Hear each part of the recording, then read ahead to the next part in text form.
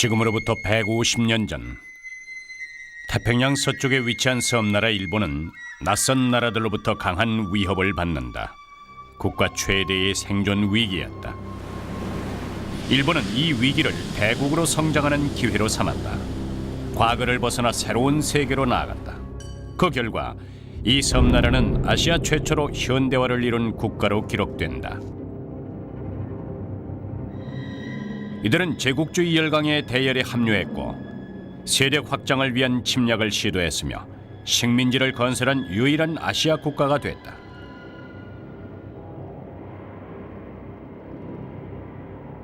오늘날 국토 면적이 겨우 37만 제곱킬로미터인 섬나라 일본은 세계 경제 강국 2위라는 자리를 지키고 있다. 국가의 존폐 위기까지 겪었던 이 나라가 어떻게 세계 무대의 주인공이 될 수 있었을까?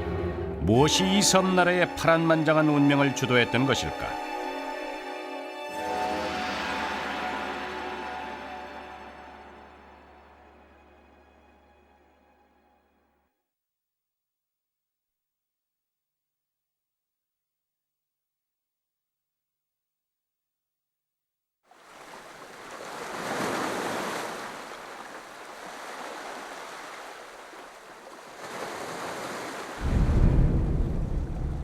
역사 속의 큰 변화는 항상 예상치 못했던 곳에서 생겨나고 지워지지 않는 흔적을 남긴다. 도쿄만 입구에 위치한 도시 요코스카, 바로 이곳에서 일본의 근대사가 시작된다. 2003년 아름다운 자연을 간직한 이 작은 도시에서 성대한 기념 행사가 열렸다. 미국의 페리 제독을 기리기 위한 행사였다.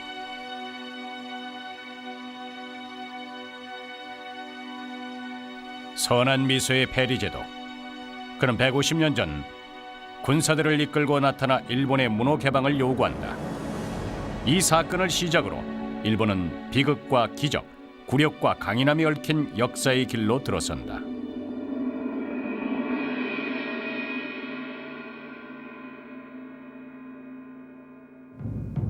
(1853년 7월 8일) 이제 막 강국의 대열에 들어선 미국 정부는 동인도 함대의 사령관이었던 페리 제독에게 흑선 4척을 이끌고 요코스카 항에 입항할 것을 명령했다.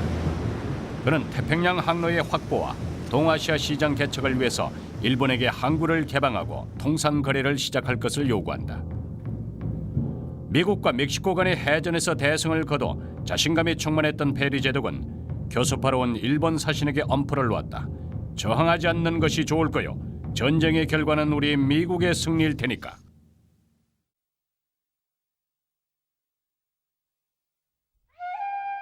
페리 제독이 끌고 온 증기기관선은 검은 연기를 내뿜는 괴물과 같았다. 미국의 제독과 맞선 일본, 이들은 과연 어떤 선택을 했을까? 이미 일본은 200여 년 동안 문을 닫고 쇄국의 시간을 보내고 있었다. 하지만 외부 세계에 대해 무지했던 것은 아니다. 유일하게 대외적으로 소통할 수 있던 창구인 나가사키를 통해서 당시 최대 강국이었던 중국, 네덜란드와 거래를 하고 있었기 때문이다. 17세기 세계의 맹주였던 네덜란드는 2000년 동안 중국만을 스승으로 삼았던 이 섬나라에 네덜란드 붐을 일으켰다. 일본의 지식인 계층들은 너나 할 것 없이 네덜란드어를 배웠고 유럽의 근대 천문학과 지리학, 의학 등의 신흥 학문을 연구하며 서방 국가의 발전에 관심을 가졌다. 또한 13년 전 아편 전쟁에서 영국 군함의 공격을 받은 청나라의 처참한 말로는 일본 통치자에게 새로운 자극이 됐다. 何千年も大体日本は中国に従ってっていうか中国から学んでやったわけでしょ。中国が戦って敗れるような相手があるという出現したということは非常なショックということは衝撃だったと思うんですね。 미국의 흑선이 일본의 항구에 입항했다.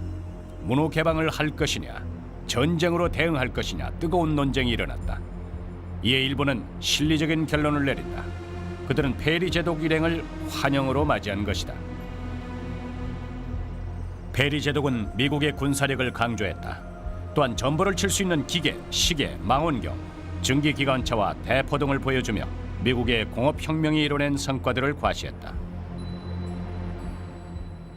소형 증기기관차가 움직이기 시작하자 바퀴는 엄청나게 빠른 속도로 움직였다. 이를 구경하던 일본 관료들은 자신의 나라 일본과 바다 건너 저편에 있는 미국과의 거리를 실감하기 시작했다. 開国ということにかなり積極的なんです。それでむしろ現在の状況においては日本が一つだけでは成り立っていけないと。むしろ国際的な世界に入っていかなきゃならない。そしてその中で日本を世界の強国にしなきゃいけないというこういう考え方ね、すでに幕府の中にもあるんですね。 어느 날 밤 일본인 청년 2명이 미국의 흑선에 승선한다. 영어를 모르는 그들은 손짓 발짓을 동원해서 페리 제독에게 소망을 전했다. 이 배를 타고 미국에 가서 미국이 얼마나 위대한 나라인지 보고 싶다는 것이었다. 당시 일본에서의 이러한 행위는 사형감이었다. 청년들의 돌발 행동은 페리 제독을 놀라게 했고 그는 일기에 이렇게 기록했다. 새로운 것에 대한 이 일본 청년들의 호기심은 나를 감동시켰다. 만약 모든 일본인이 이들과 같다면 일본은 분명 미국만큼 강대해질 것이다. 세계를 알고 싶어하던 두 청년은 결국 배에서 쫓겨났다.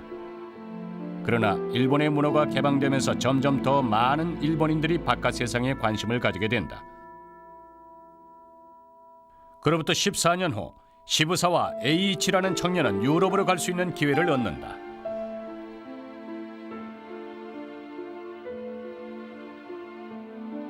(1867년) 27살의 시부사와 에이이치는 일본 대표단의 일원으로 프랑스의 파리 만국 박람회에 참석했다. 처음 보는 신기한 기계들이 전통 기구들을 대신하고 있었고 서양의 공업화 수준은 그를 깜짝 놀라게 했다. 그는 파리에 남아 유럽 각국의 산업 발전과 경제 제도를 자세히 살펴보기로 결심한다. 色泽荣一先是到了法国，后来又到了比利时。比利时的国王2世在接见他们的时候讲说，国家的强盛离不开工业，特别是钢铁的使用非常重要，欢迎日本到时能够购买和使用比利时的钢铁。色泽荣一大为感慨，他说，一个国家的国王在会见外国客人时都不忘记推销本国的产品，可见工商业对西方国家是多么重要。 어려서부터 사서오경을 읽어온 시부사와 에이이치는 유교 사상의 영향을 받은 전통적인 일본인이었다. 상인이란 오직 이익만을 추구하는 장사꾼이라는 인식을 가지고 있었던 것이다. 하지만 벨기에 국왕의 태도는 그의 고정관념을 깨뜨리기 시작했다. 1868년 11월 시부사와 에이이치는 새로운 생각을 품고 일본으로 돌아왔다. 그러나 일본은 그가 떠날 당시의 모습이 아니었다. 일본은 역사의 중대한 전환점을 맞이하고 있었던 것이다. 그해 메이지 천황은 일본의 122번째 천황 시대를 열고 다시 강화된 천황의 권력을 중심에 세웠다. 在日本神话中，据说是天照大神创造了日本，而天皇号称是天照大神的嫡系子孙，所以天皇拥有统治日本的这个法统。 但在实际历史上，从12世纪开始，大权一直旁落在拥有兵权的幕府将军手中。这种情况呢，一直持续了600年，一直到1868年，也就是黑船敲开日本国门的第15年。 일본 국경을 밀고 들어온 미국 흑선의 오만함과 기세는 막부의 연약함과 무능함을 드러나게 했다. 그러나 이 시련은 일본의 내부를 변화시켰다. 무사들은 왕정 복고를 내세우며 막부를 쓰러뜨렸다. 메이지 천황에 대한 절대적 지지 아래 합법적이며 새로운 정부를 수립한 것이다. 메이지 천황은 16세의 나이에 일본의 최고 지도자가 됐다.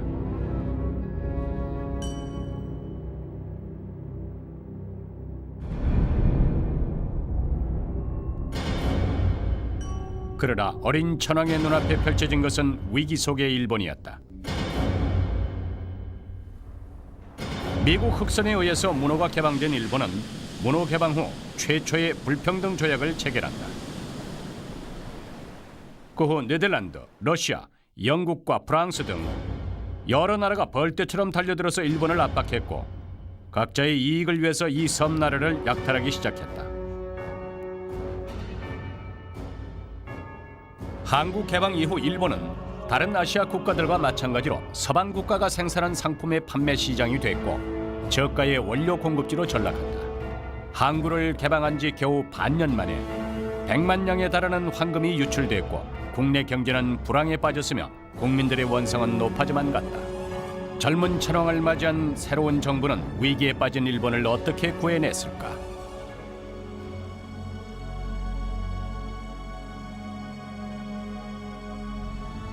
(1868년 4월 15일) 메이지 천황은 5개조의 서문을 발표했다. 그것은 국가 변혁의 촉진과 새로운 법의 제정을 통해 강국으로 나아가기 위한 기본 방침이었다. 이로써 일본은 메이지 유신 시대로 들어서게 된 것이다.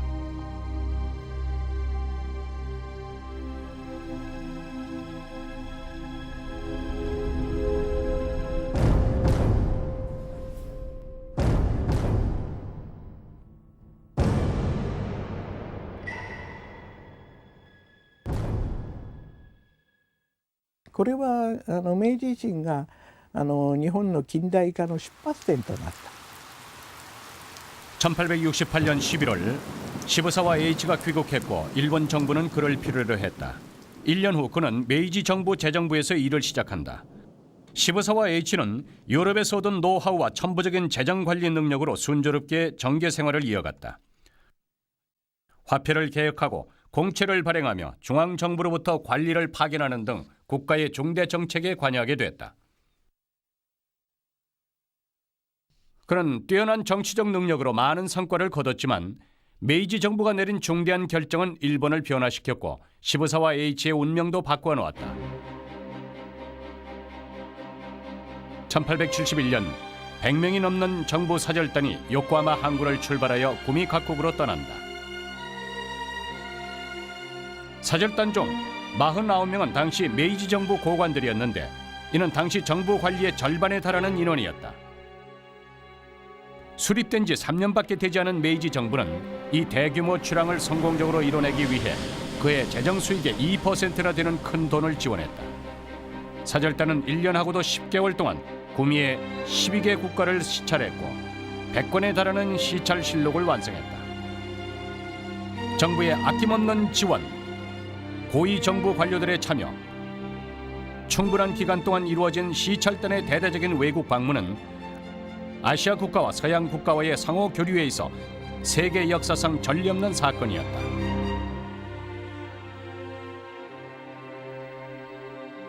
日本的最高领导阶层以严长为首的访问欧美的这样一个代表团，最后用的是“使金斥罪中皇”3个字来概括，我觉得是非常准确的。使金就是他们到了欧美看到了西方发达的文物制度以后那种吃惊的程度。 斥罪就是陶醉在西方的这种先进的物质和精神文明之中，中皇最后就是下决心发疯似的学习西方的这样一系列的文物制度，要使日本跟西方一样。 일본 사절단은 독일에서 일본의 성장 모델을 찾아낸 듯하다. 독일을 통일한 피와 철의 재상 비스마르크는 첫 취임 연설에서 이렇게 말했다. 오늘날 세계 각국은 겉으로는 예의를 지켜 상호 거래를 내세우지만 그것은 거칠에 불과합니다. 실제로는 약자를 무시하고 약탈하고 있다는 것을 잊지 마십시오. 일본인들은 전적으로 동감했다. 그들은 비스마르크의 강권 정치에 동의했고 독일의 성장 방식에 심취했다. 그것은 정부가 나서서 공업 발전을 주도하는 방식이었다. 후발주자였던 독일은 당시 유럽에서 성장 속도가 가장 빠른 국가였다. 수천 년 동안 중국을 모방하던 일본인들은 드디어 새로운 스승을 찾아낸 것이다. 귀국 후 일본 공업화 과정을 주도했던 인물은 이와쿠라 도모미 사절단의 부단장으로 스스로를 동방의 비스마르크라 불렀던 오쿠보 토시미치였다.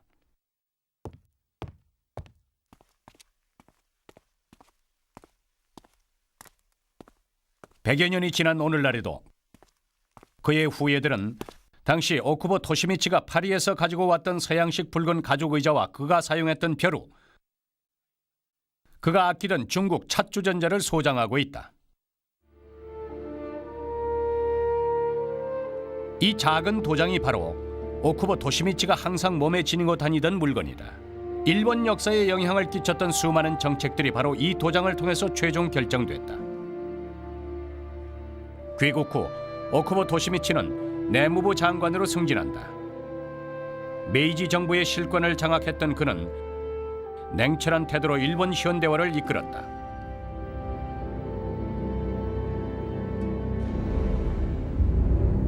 일본 최초의 정부 경영 잠사 공장이 바로 이때 설립됐다. 정부는 프랑스에서 잠사 설비를 도입하고 많은 돈을 들여서 프랑스에서 설비 기사를 데리고 왔다. 그러나 공장 가동 날짜에 맞춰 공장에서 일할 노동자를 찾기는 힘들었다. 그 당시 일본인들은 요란한 소리를 내는 공장의 기계가 사람의 영혼을 뺏어간다고 생각했기 때문이었다. 국민들의 두려움을 없애기 위해서 메이지 정부는 한 가지 방법을 생각해냈다. 정부 고관들의 딸들을 공장의 여공으로 취직시킨 것이다. 그 후 숙련된 여공들은 전국 각지로 파견됐고 잠사는 일본 최초로 국제시장에 진입한 상품이 됐다. イスラムの世界でもそれから中国でもそうだと思うけど抵抗が強いですよね、外国の技術を入れることはね。帝国大学国立大学は明治維新の時に作ったのは多くの領域では全く西洋式に切り替えちゃったんですね。でそれはいい点というのはその方が能率的だから早く国際的水準に達するには中途半端に混ぜないでね、もう徹底的に初めからゼロからもう一切西洋式にやった方が早いということがある、能率がいいっていうことがあって、また実際に能率が良かったわけ。 생산을 늘리고 산업을 발전시키기 위한 오쿠보 토시미치의 식산 흥업 계획은 정부가 서양으로부터 프랑스식 잠사 공장을 도입하고 독일식 광산 제련 공장과 영국식 군수 공장을 도입하는 것이었다. 그는 해외로부터 기계를 수입하고 많은 외국인 전문 기사를 초빙했다. 그 당시 외국인 전문 기사의 최고 급여는 2,000엔. 이는 메이지 정부 고관 급여의 3배에 달하는 수준이었다. 기록에 의하면 당시 메이지 정부 지출의 5분의 1은 모두 신흥 기업에 투자됐다고 한다. 오쿠보 토시미치는 국영 기업을 경영하는 것과 동시에 민간 기업에 대해서도 대대적인 지원을 했다. 일본 대기업 중 하나인 미쓰비시는 현재 일본 국내에 100여 개의 관련 기업을 가지고 있고 해외에도 100여 개에 달하는 지사를 둔 대기업이다. 1870년 당시 미쓰비시사는 세 척의 작은 선박을 소유한 이름도 알려지지 않은 작은 회사였다. 그러나 이 회사는 메이지 정부로부터 증기선 13척과 군수물차 해상수송 사업의 경영권을 얻는다. 1년 후 정부는 미쓰비시에 13척의 증기선을 무상으로 제공하고 매년 경영 비용까지 지원했다. 그 후 정부는 일본 우선 주식회사의 증기선 18척을 구입, 무상으로 미쓰비시에 그 경영권을 주었다. 日本政府としてはこれらの事業を民間に払い下げていくわけですけれども、最初は政府でやるんですが、それを育った民間にどんどん払い下げていくというやり方で日本は発展していったわけです。その過程で三菱だけじゃなくて三井も住友もみんな政府から事業を買い上げて、それで発展させていくわけですけれども。 정부의 육성하에 미쓰비시는 날개를 단 듯 빠르게 성장한다. 1875년 오쿠보 토시미치는 설립 5주년을 맞은 미쓰비시사에게 일본에서 상하이로 가는 항로 개발을 지시했다. 그 결과 1년이 채 되지 않은 기간 동안 미국의 퍼시픽 메일 스팀십 컴퍼니, 영국의 페닌슐라사와 동방항해 공사를 일본 상하이 항로에서 몰아내고 항로의 해상 노선까지 독점하게 된다. 1873년 33살의 시부사와 H는 국가 예산을 책임지는 대장 소보에 임명됐다. 많은 이들은 그의 앞날이 탄탄대로에 들어섰다고 생각했다. 하지만 그는 당시로서는 상상도 할 수 없는 결정을 내린다. 관직을 포기하는 상인의 길을 선택한 것이다.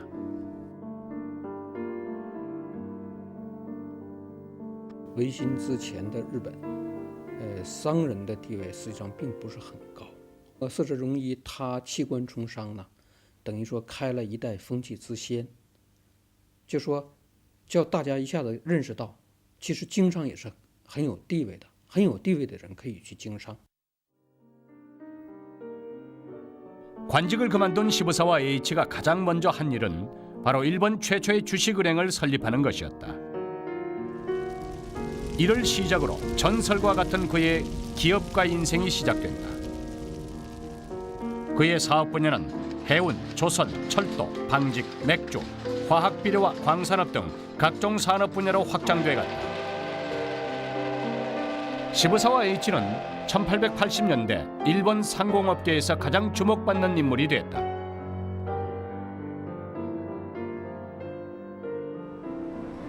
공업화를 향해 빠르게 돌진하던 일본. 그들은 선진 기술을 습득했고 동시에 서양의 생활 방식까지 모방하기 시작했다. 음력이 양력으로 대체되면서 양력설이 음력설을 대신했다. 천황은 소고기를 먹기 시작했으며 고위 관리들은 연미복을 입었다. 남자들이 쪽진 머리를 자르고 서양식 머리 모양으로 바꾸느라 이발소가 바빠졌다. 짧게 자른 머리에서 서구적인 생각이 나온다는 말이 있을 정도였다.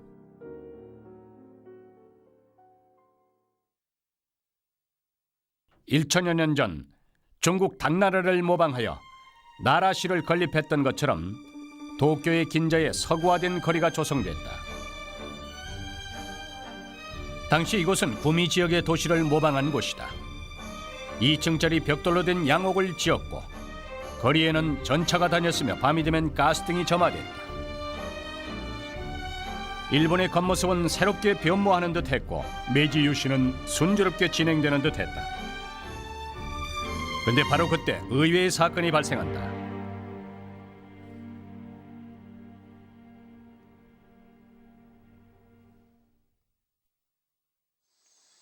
고요했던 도쿄의 시미지에 스산한 기운이 돌기 시작했다.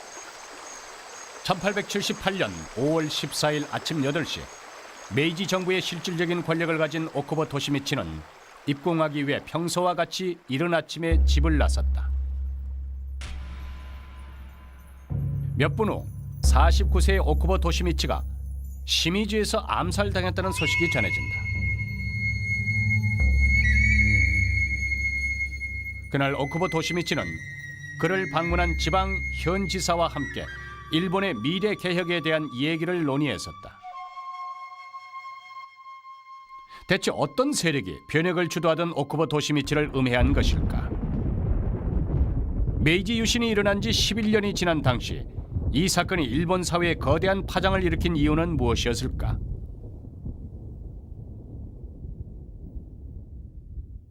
의志が非常に強いね。それでこういつも毅然としてるから妥協しない。全国对大久保的东西反对力还是相当有势力的，特别是在最后把大久保这些士族把他刺杀以后，所以他的政权很快就过去了。 유신의 3대 목표인 부국 강병, 식산 흥업, 문명 개화를 이루기 위해 강경파였던 오쿠보 토시미치는 손쉬운 나래주의 방식으로 개혁을 추진했었다. 하지만 공업 발전에 대한 경험이 없었던 그는 많은 성과를 성급하게 얻으려 했고 정부의 정책을 무리하게 이끌고 나갔다. 문명 개혁에 대한 과도한 열기는 일본의 전통 문화를 붕괴시켰다. 일부에서는 영어를 모국어로 삼고 서양인과 결혼하여 인종을 개량해야 한다고까지 주장했다.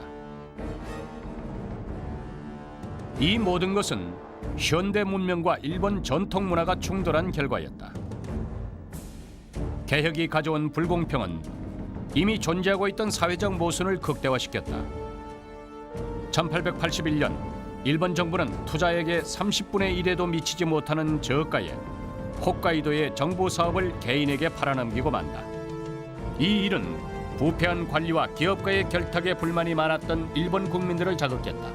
폭동이 일어나기 직전이었다. 결국 천황이 직접 나서서 일부 부패 관리들을 파면하고 나서야 사태는 수습됐다. 오쿠보 토시미치가 암살을 당한 후 혼란에 휩싸인 일본은 후임자 이토 히로부미에게 맡겨졌다. 오쿠보 토시미치의 유능한 오른팔이었던 그는 자신 앞에 펼쳐진 사회적 모순을 어떻게 풀어나갔을까? 伊藤はおそらくそうたくさん指導者がいてその中でどれとは言わないがまあ一番スケールが大きいっていうかなんかこう広いなんていうかなオープンな性格の人だよ。 이토 히로부미는 취임 후 얼마 되지 않아 곤란한 상황에 처한다. 메이지 정부는 일본 전통 스포츠인 스모를 금지했었다. 반나체 상태로 상대 선수와 힘을 겨루는 모습이 우스꽝스럽다는 이유였다. 그러나 다카사고라고 불리는 유명한 스모 선수가 정부의 금지령에 정면 도전하여 도쿄에서 공개 스모 대회를 열었던 것이다. 다카사고를 지지하는 민중들은 대회를 저지하러 온 경찰과 대치했다. 상태가 악화되는 걸 피하기 위해서 천황은 스모 대회를 직접 주최하고 대회에 참석해 스모 폐지 명령을 철회한다. 스모 선수의 정면 도전과 국민들의 불만, 이토 히로부미는 국가의 발전 방향과 개혁 방식에 대해 깊이 고민할 수밖에 없었다. 이토 히로부미의 집권 당시 일본 국내에는 개혁으로 인해 발생한 모순이 이미 사회와 정치 부분 곳곳에서 눈에 띄게 드러나 있었다. 서양 문화를 접하고 새로운 세계를 만난 일본 국민들은 자신들의 권리를 주장하기 시작했다. 한번 시작된 자유민권 운동은 대대적인 규모로 오랫동안 지속되어 일본 사회 각계각층에서 전개됐다. まず第一に自由民権運動からの要求、これが中心ですね。その点でですね、自由民権運動が非常に激化した結果ですね、明治政府でも憲法と国会を作らなければならないと、作らなければ自分たちが打倒されてしまうというね。 대세의 흐름에 따르던 이토 히로부미도 입헌의 필요성을 느끼게 됐다. 그래서 그는 일본 최초의 헌법 초안을 잡기 시작한다. 그는 10여 년간 펼쳐온 개혁을 통해 나라주의가 새로운 변화를 이루지 못한다는 것을 깨달았다. 이때 이토 히로부미의 친구인 시부사와 H도 상업 분야에서 일본의 전통과 현대 문명의 융합을 위해 노력하고 있었다. 평생 500여 개 기업을 설립하고 경영한 시부사와 H는 일본 현대 기업의 아버지라고 불린다. 기업 경영에 발을 담근 그 순간부터 그는 중국 유가 사상의 경전인 논어를 자신의 지침서로 삼았다. 그는 한 손에는 논어를, 다른 한 손에는 주판을 든 기업가의 이미지로 많은 일본인들을 위해 곳곳을 다니며 연설을 했다. 시부사와 H는 의리와 이익이 일치해야 한다는 경영 이념을 제안했고 이토 히로부미는 헌법에 일본 자국의 전통을 결합시켰다. 그러나 이해하기 힘든 일이 발생했다. 민권을 보호하고 민권을 기본 정신으로 하겠다며 제정한 헌법에 천황의 절대적 권력을 강조한 조항이 추가된 것이다. 과연 그 이유는 무엇이었을까?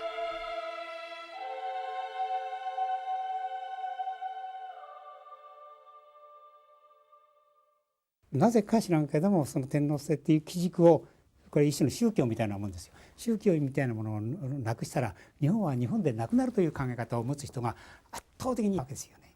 でそれは、一方では日本の近代化を推し進める人たちでさえもそうであった。だから伊藤博文だってそういうことを利用していく方がないねという考え方を当然持ってるわけですね。 1889년 2월 11일 도쿄에는 많은 눈이 내렸다. 이날 이토 히로부미가 초안을 만든 대일본 제국 헌법이 정식으로 공포되었다.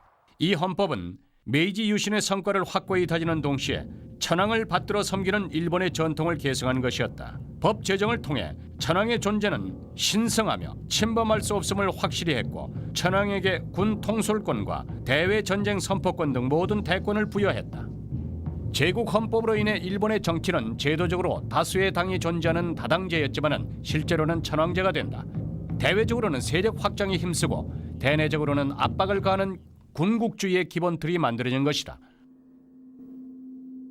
사학자들은 이토 히로부미가 스모와 같은 민족운동을 지켜내기도 했지만 일본 전통 문화 중 계승할 가치가 없는 부분, 특히 군국주의와 같은 제도는 오히려 강화시켰다고 평가한다. 그러나 그 당시 이토 히로부미는 전통을 지킴으로써 심화되고 있던 사회적 모순을 최소화했다. 헌법 공포 후 일본 경제는 빠른 속도로 발전했고 극단적인 서구화는 억제됐다. 그리고 일본 사회에는 새로운 현상이 나타난다.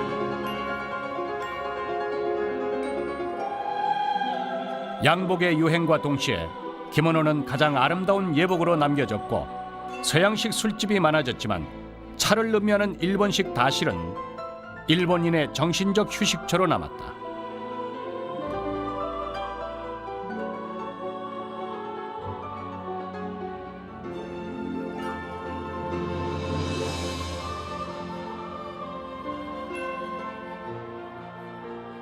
팝송이 불리기 시작했지만 일본 전통 가문은 최고의 정점에 도달했고 화려한 유화가 일본인들의 시선을 사로잡을 때 일본의 풍속화도 세계의 회화의 한 장르로 자리 잡았다.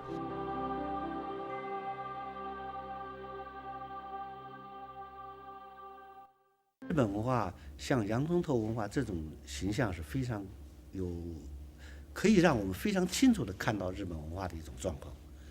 它像洋葱头一样，剥开一片儿，剥开一片儿，最后想要找日本文化的核没有。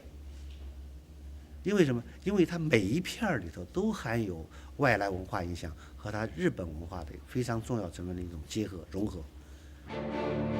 일본은 독일과 마찬가지로 자유주의 경제 발전 방식과는 다른 방식을 택하게 된다. 그것은 통제에 의한 경제 운영 방식이었다. 자본주의의 기본 정신을 유지하고 경제 운영에 변화를 주는 방식으로 국가가 경제를 주도할 권리를 갖고 공업화를 통해서 비약적인 발전을 이룬다는 것이다. 1910년 당시 일본 남성의 95% 이상, 여성의 90% 이상이 고등교육을 받았다. 일본과 영국 철도 노선의 총 길이 차이는 메이지 유신 초기 때 1000배에서 4배로 줄어들게 된다.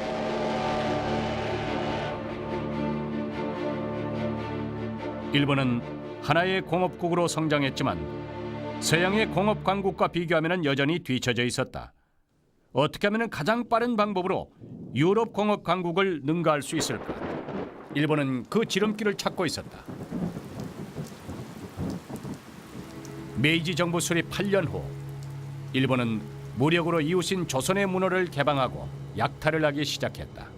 이때가 일본이 미국의 문호를 개방한 지 22년 되는 해였다.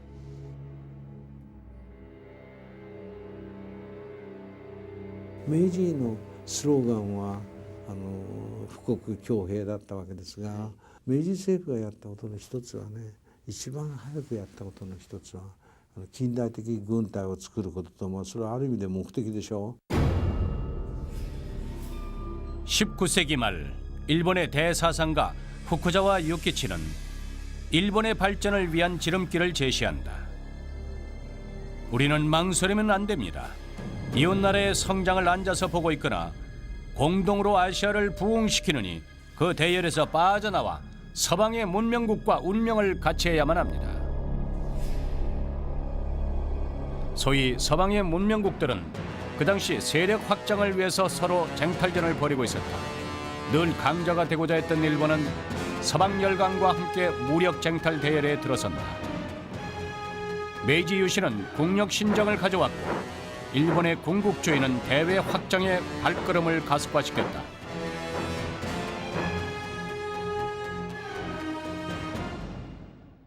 明治维新呢，应该说是到这个1889年、1890年前后啊，这维新阶段就已经结束了。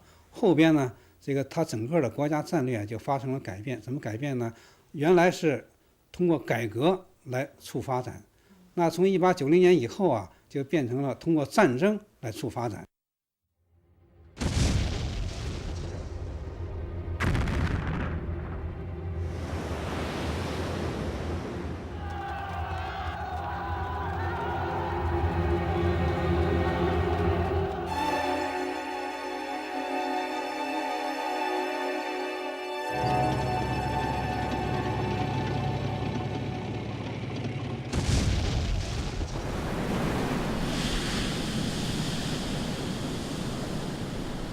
수년간 계속해서 대외 침략을 지속한 일본. 그들은 조선과 중국을 침략해 대량의 자연 자원과 전쟁 배상금을 받아낸다. 청일 전쟁 이후 일본이 중국으로부터 받아낸 배상금만 해도 한 해 정부 수입의 4배가 넘었다. 그리고 그 배상금 중에 절반 이상은 해군 군사력을 확충하는 데 쓰였다. 몇 차례의 침략이 성공을 거두자 일본 군국주의 야심은 더욱더 커져갔다.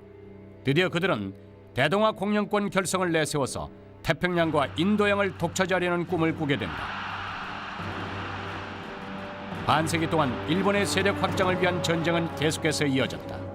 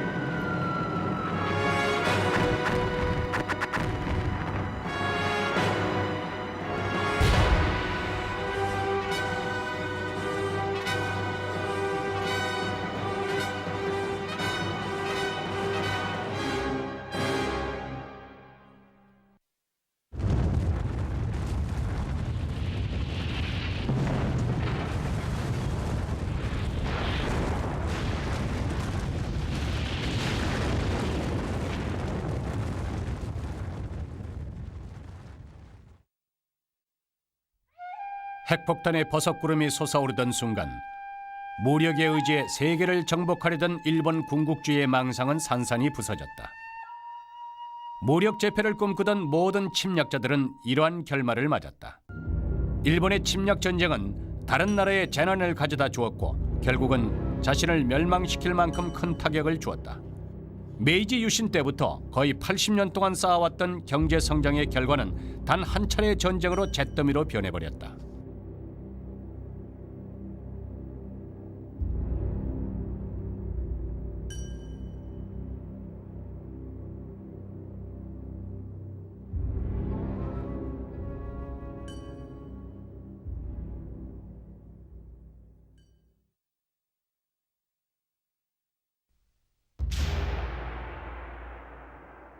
전쟁 후 몇 년 동안 미국은 일본에게 거액의 지원금과 엄청난 양의 쌀을 제공해 일본인의 굶주린 배를 채워주었다.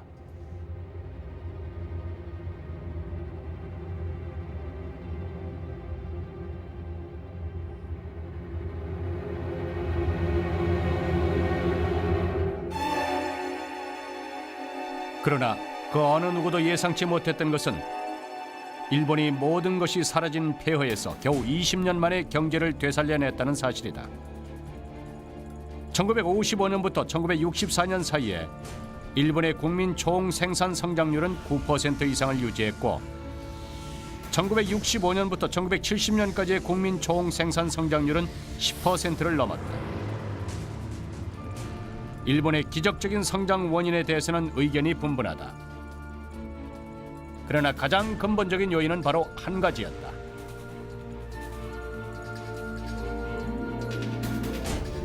战败以后被炸为废墟，但是呢，它还是留下了明治维新以来100年发展的这个底子，像科学技术啊、人才呀、还有一些就是学习西方的那种这个搞工业化的一套东西吧。所以它虽然物质上像楼房这个砸塌了，但是呢，它这些用现在的话就是软实力还是保留下来了。所以这是日本战后尽快这个经济腾飞的一个基础。 전쟁 후에 일본은 평화헌법의 보호를 받는다.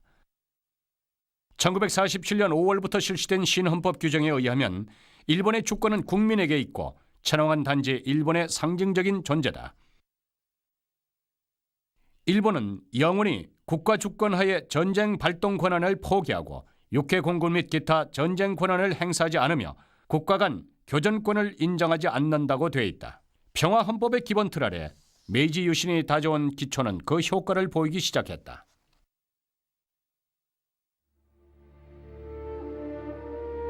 한때 이곳은 일본 최초의 기차역이었다. 1872년 이 일본 최초의 철도는 영국인이 건설했고 개통식에는 메이지 천황이 참석했다. 7년 후 일본인들은 직접 철로를 설계하고 기존 철로를 보수하거나 재건설하기 시작했다. 1964년 세계 최초의 고속철도가 일본 도쿄와 오사카에 놓였다. 주행 속도가 일반 열차의 3배에 달하는 이 열차가 바로 신칸센이다. 신칸센과 함께 또 하나 발전한 것은 전쟁 후 외국 기업 제도를 본받아 전 세계로 그 모델을 확장하게 된 다국적 기업이다. 다국적 기업들은 일본을 고속 성장의 궤도에 올려놓았다. 신칸센 탄생 4년 후인 1968년 일본의 국민 총 생산은 1,419억 달러에 달했다.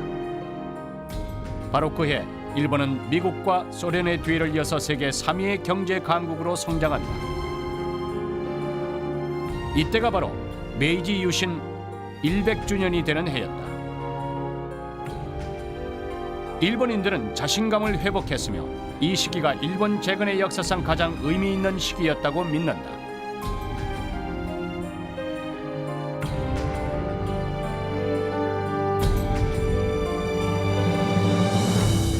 백여 년 동안 일본이 대국을 향해 나아간 발자취, 그 과정에서 많은 일들이 일어났다. 하지만 일본의 파란만장했던 역사 속에서 잊어서는 안 되는 메시지가 있다. 세계 속에 우뚝 선 어떤 국가라도 자국의 국민들에게 행복을 가져다주는 동시에 세계의 평화와 안전을 추구해야만 인류 모두의 박수를 받을 수 있다는 사실이다.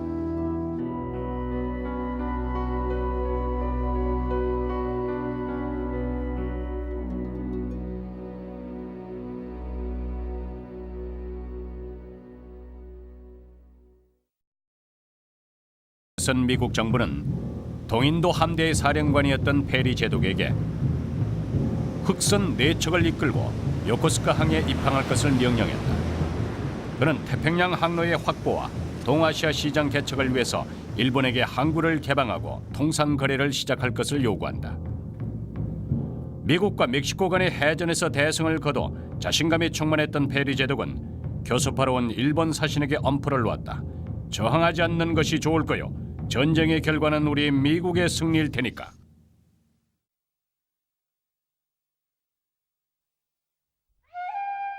페리 제독이 끌고 온 증기기관선은 검은 연기를 내뿜는 괴물과 같았다. 미국의 제독과 맞선 일본, 이들은 과연 어떤 선택을 했을까? 이미 일본은 200여 년 동안 문을 닫고 쇄국의 시간을 보내고 있었다.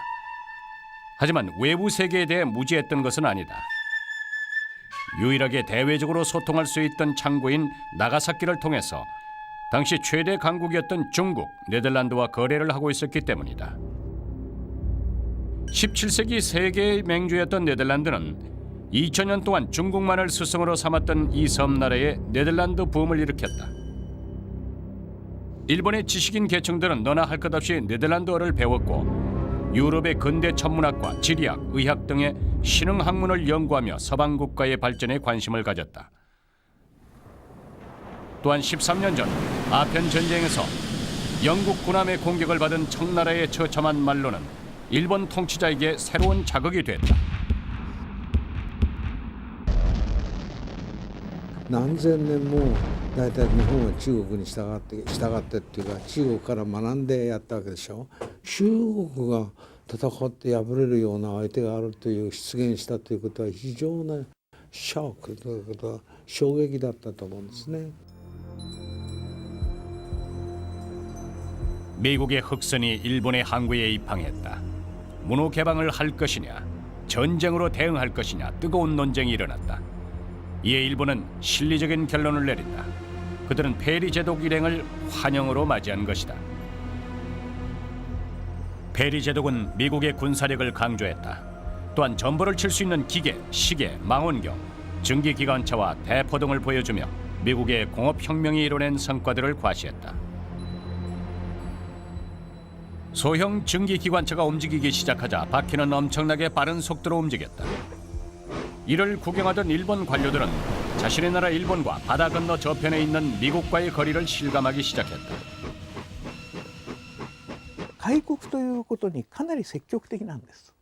それでむしろ現在の状況においては日本が一つだけでは成り立っていけないと。むしろ国際的な世界に入っていかなきゃならない。そしてその中で日本を世界の強国にしなきゃいけないというこういう考え方ね、すでに幕府の中にもあるんですね。 어느 날 밤 일본인 청년 2명이 미국의 흑선에 승선한다. 영어를 모르는 그들은 손짓 발짓을 동원해서 페리 제독에게 소망을 전했다.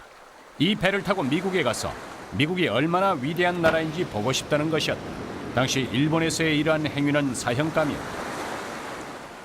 청년들의 돌발 행동은 페리 제독을 놀라게 했고 그는 일기에 이렇게 기록했다. 새로운 것에 대한 이 일본 청년들의 호기심은 나를 감동시켰다. 만약 모든 일본인이 이들과 같다면 일본은 분명 미국만큼 강대해질 것이다. 세계를 알고 싶어하던 두 청년은 결국 배에서 쫓겨났다. 그러나 일본의 문호가 개방되면서 점점 더 많은 일본인들이 바깥 세상에 관심을 가지게 된다. 그로부터 14년 후 시부사와 에이이치라는 청년은 유럽으로 갈 수 있는 기회를 얻는다.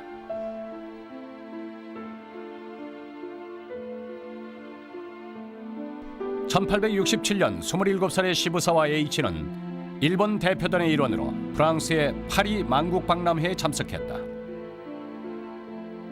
처음 보는 신기한 기계들이 전통 기구들을 대신하고 있었고 서양의 공업화 수준은 그를 깜짝 놀라게 했다. 그는 파리에 남아 유럽 각국의 산업 발전과 경제 제도를 자세히 살펴보기로 결심한다. 色泽荣一先是到了法国，后来又到了比利时。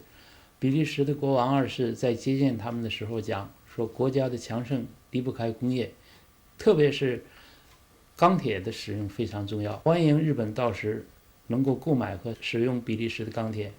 色泽荣一大为感慨，他说，一个国家的国王在会见外 시작했다. 한국 개방 이후 일본은 다른 아시아 국가들과 마찬가지로 서방 국가가 생산한 상품의 판매 시장이 됐고 저가의 원료 공급지로 전락한다. 항구를 개방한 지 겨우 반년 만에 100만 량에 달하는 황금이 유출됐고 국내 경제는 불황에 빠졌으며 국민들의 원성은 높아져만 갔다. 젊은 천황을 맞이한 새로운 정부는 위기에 빠진 일본을 어떻게 구해냈을까?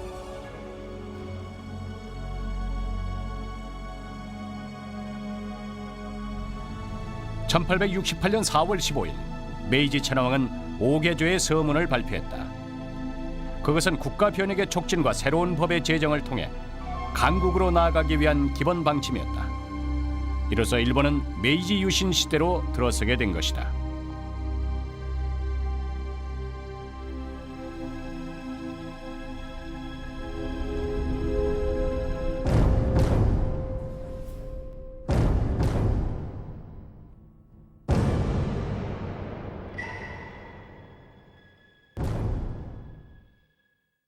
これは明治維新が日本の近代化の出発点となった。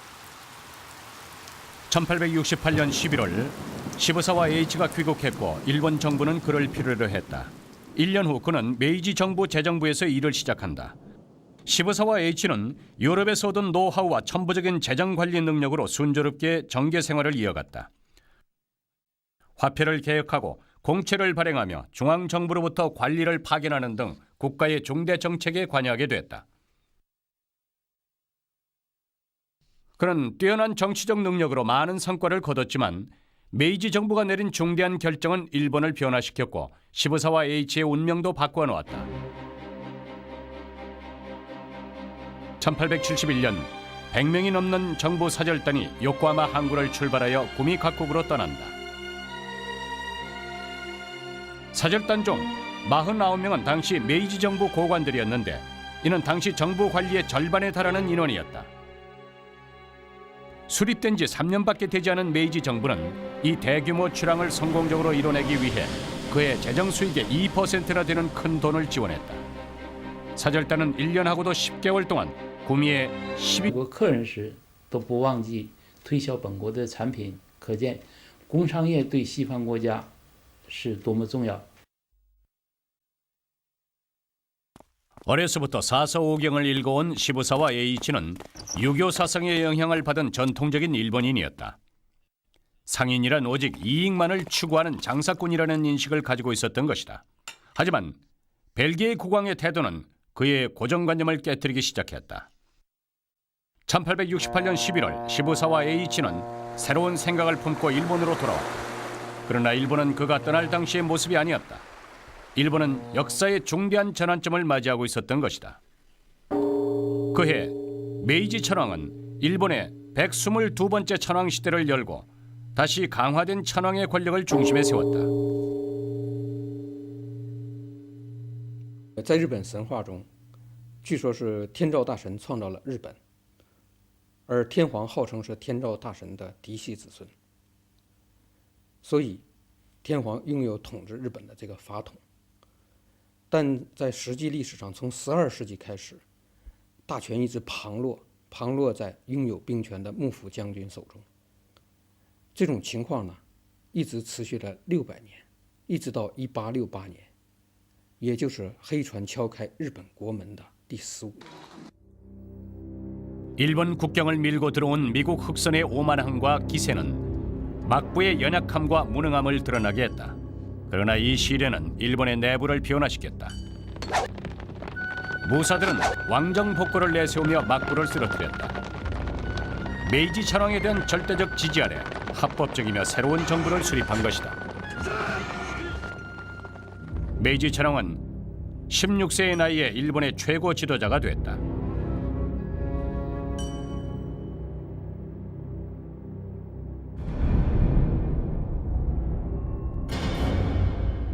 그러나 어린 천황의 눈앞에 펼쳐진 것은 위기 속의 일본이었다.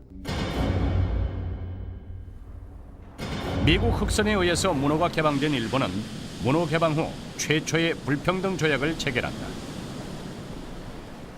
그 후 네덜란드, 러시아, 영국과 프랑스 등 여러 나라가 벌떼처럼 달려들어서 일본을 압박했고 각자의 이익을 위해서 이 섬나라를 약탈하기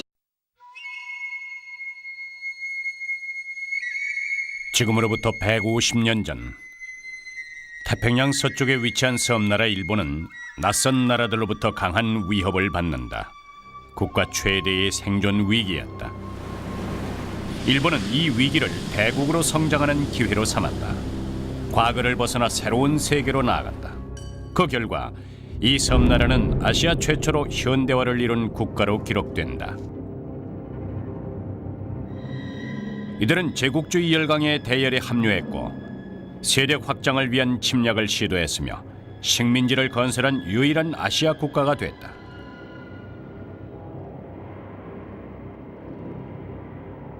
오늘날 국토 면적이 겨우 37만 제곱킬로미터인 섬나라 일본은 세계 경제 강국 2위라는 자리를 지키고 있다. 국가의 존폐 위기까지 겪었던 이 나라가 어떻게 세계 무대의 주인공이 될 수 있었을까? 무엇이 이 섬나라의 파란만장한 운명을 주도했던 것일까?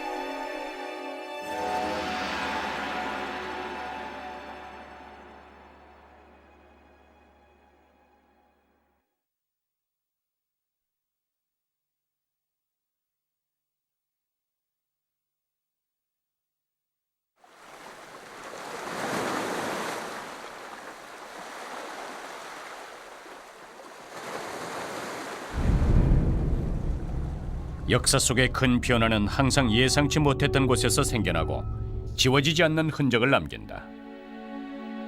도쿄만 입구에 위치한 도시 요코스카. 바로 이곳에서 일본의 근대사가 시작된다. 2003년 아름다운 자연을 간직한 이 작은 도시에서 성대한 기념 행사가 열렸다. 미국의 페리 제독을 기리기 위한 행사였다.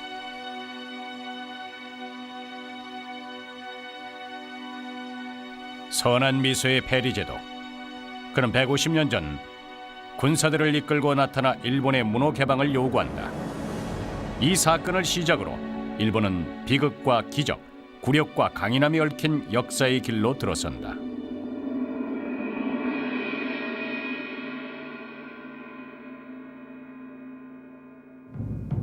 1853년 7월 8일 이제 막 강국의 대열에 들어